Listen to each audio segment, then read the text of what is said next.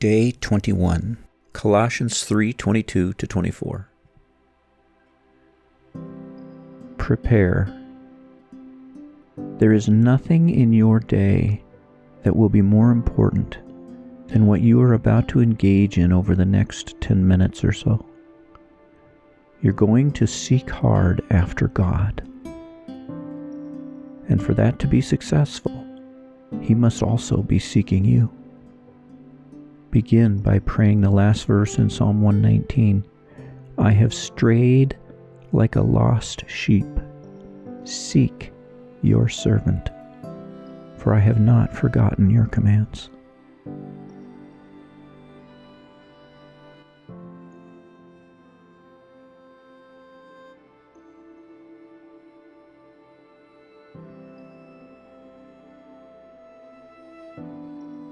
Your deepest desire. Earnestness is the key to answered prayer.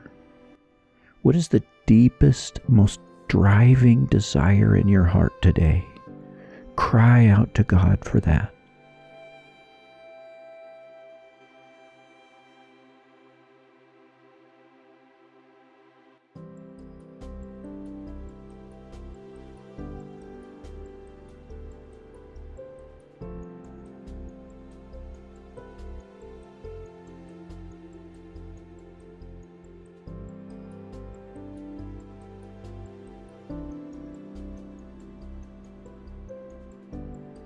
Meditate. Colossians 3:23. Whatever you do, work at it with all your heart, as working for the Lord, not for men, since you know that you will receive an inheritance from the Lord as a reward. It is the Lord Christ you are serving. What is the work you do for men, the things you do for your employer or your family?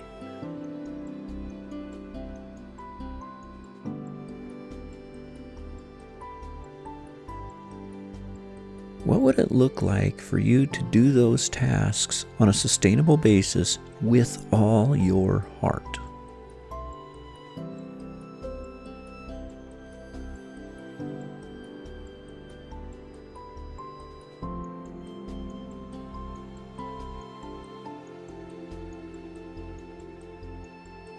Of your regular tasks, which are the ones that fall the farthest short of the all your heart standard?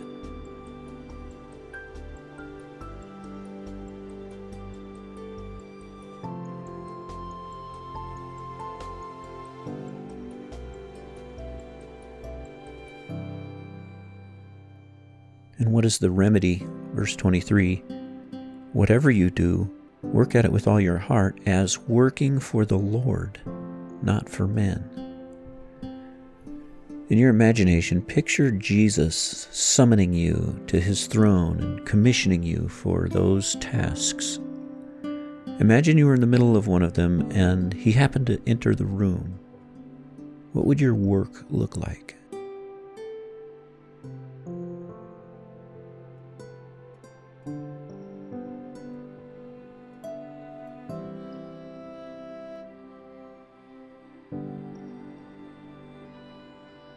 The previous verse says, slaves, obey your earthly masters in every respect, not only when they are watching, like those who are strictly people pleasers, but with a sincere heart, fearing the Lord. Is there a difference in your work when the boss walks into the room? Are you a people pleaser?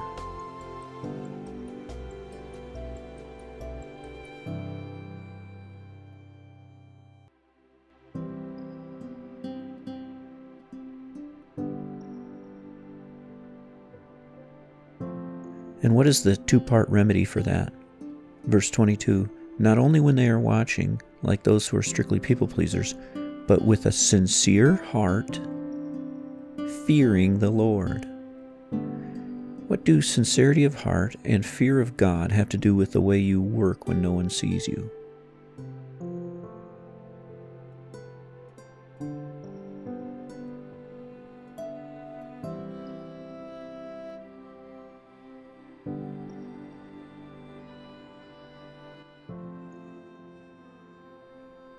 Notice the very last phrase of verse 24.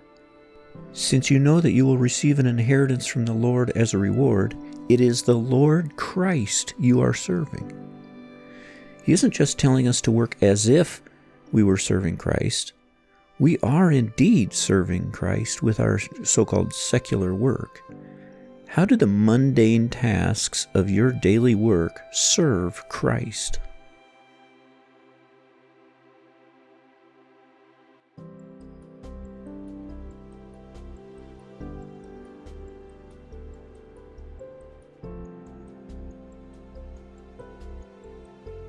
You can tell how important this is to God by the incentive He offers. In verse 24, since you know that you will receive an inheritance from the Lord as a reward. Why do you think it's so important to the Lord that we work this way at flipping burgers or sending emails or doing laundry? The natural assumption would be that we need to do it to be a good witness to those who are lost, but the context is speaking specifically of work that people don't see. So why does it matter so much to God?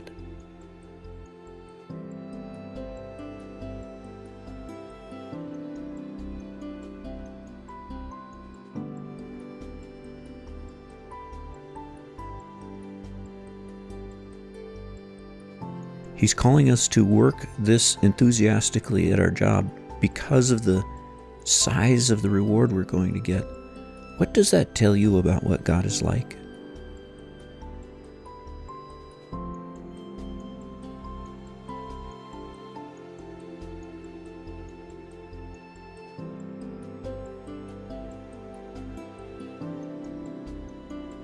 Take a moment to worship Him.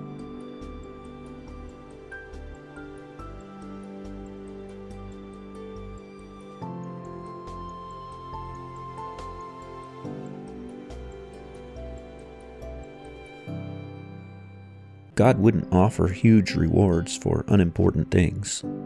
What impact does it have on your heart to realize that you can accomplish eternally important things every day in the way that you do your regular work?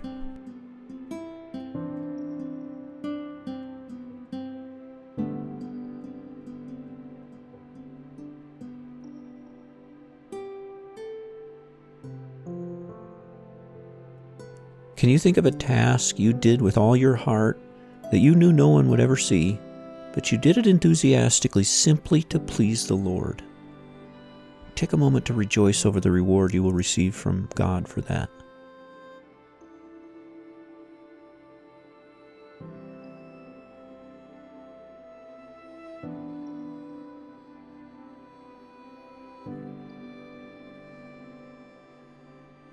What stands out in your ears when you hear this passage from other translations? NIV, slaves, obey your earthly masters in everything, and do it, not only when their eye is on you to win their favor, but with sincerity of heart and reverence for the Lord. Whatever you do, work at it with all your heart, as working for the Lord, not for men, since you know that you will receive an inheritance from the Lord as a reward. It is the Lord Christ you are serving. Christian Standard Bible. Slaves, obey your earthly masters in everything. Don't work only while being watched in order to please men, but work wholeheartedly, fearing the Lord. Whatever you do, do it enthusiastically, as something done for the Lord and not for men, knowing that you will receive the reward of an inheritance from the Lord. You serve the Lord Christ. New English Translation.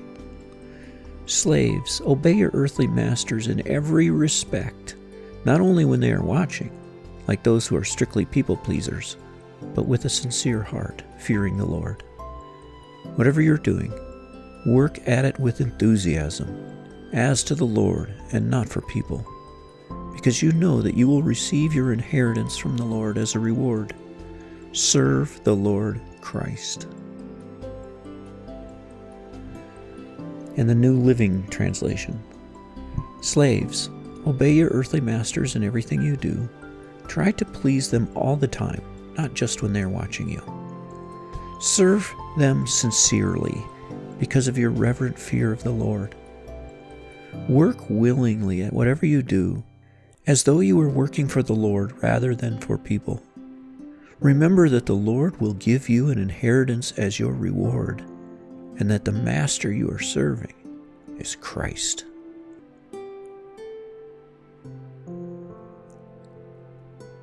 What specific changes do you think the Lord would have you make in the way you do your daily work?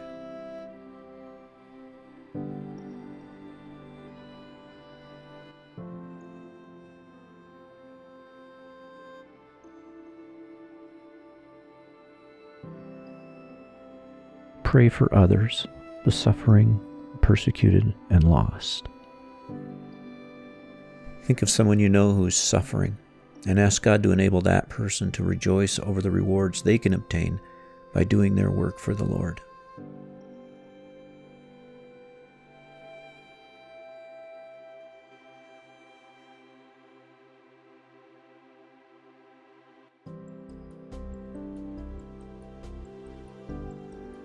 Remember your brothers and sisters around the world who are being persecuted and imprisoned for their faith.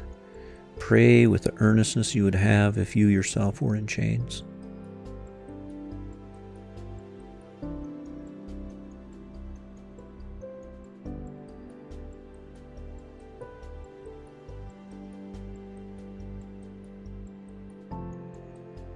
Think of someone near you who's lost.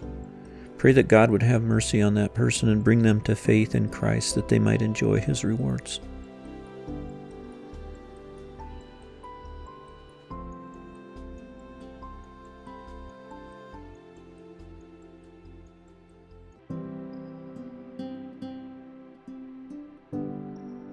Pray for whomever else God has placed on your heart today.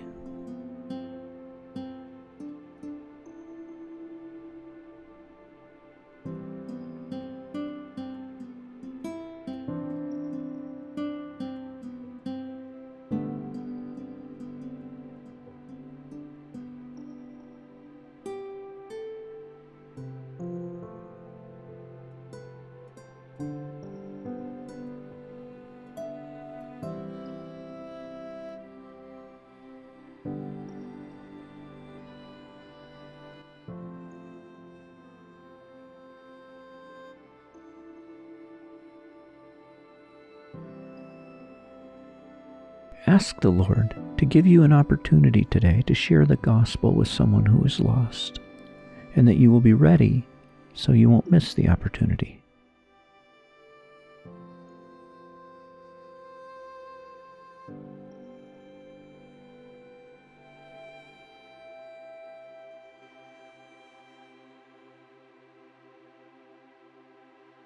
Take it with you.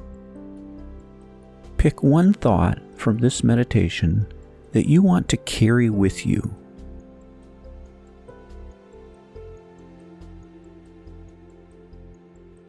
What can you use as memory cues in the upcoming day to help you bring that thought to mind at least twice more today?